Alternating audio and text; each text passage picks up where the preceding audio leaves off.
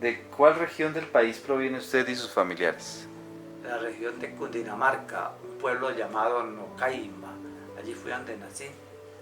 ¿Qué costumbres aprendió o conserva de sus padres o de los abuelos?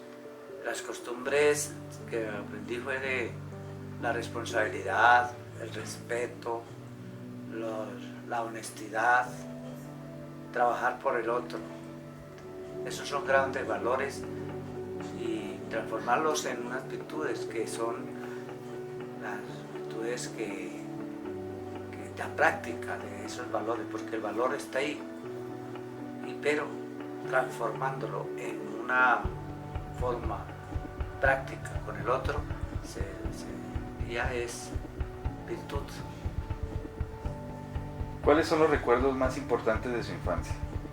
Los recuerdos más importantes es cuando en la finca de mi papá montaba mucho a caballo, todo el trabajo de campo, de ir a la escuela que tocaba a un cuarto de hora por esa trocha, por el camino real que llamaban anteriormente, y embarrarnos cuando llovía y hacer en charcas, hacer barro, hacer que corriera el agua como si fueran los ríos.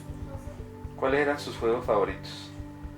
El montar de a caballo y el juego también de jugar al toro, porque cerca también había un ganado y mirábamos que los grandes toreaban y nosotros hacíamos también esas corralejas con lazos y toreábamos. Ese era nuestro juego. ¿Recuerda anécdotas, cuentos o historias que le contaban sus abuelos o sus padres? Cuéntenos una muy corta. De la patasola, esa anécdota que es de sustos. Y recuerdo que mi papá contaba eso con chiste y eso se vivía porque en la montaña se encontraba como esa historieta y era una verdad vivida. ¿Cuáles son las fiestas, oficios, rituales religiosos, música o bailes más relevantes de su lugar de origen? ¿Las puede describir? La misa, la Eucaristía, pero eso fue cuando ya cumplí 7 años, que me llevaron para el pueblo a hacer la primera comunión. Ese es un rito especial que se hacía allí en el pueblo, Caima. Después de caminar 2 horas, llegar al pueblo y entrar a la misa. Mi papá entraba, siempre era a hacer la oración nocturna que llamaban los sábados. Ese es un recuerdo importante. Y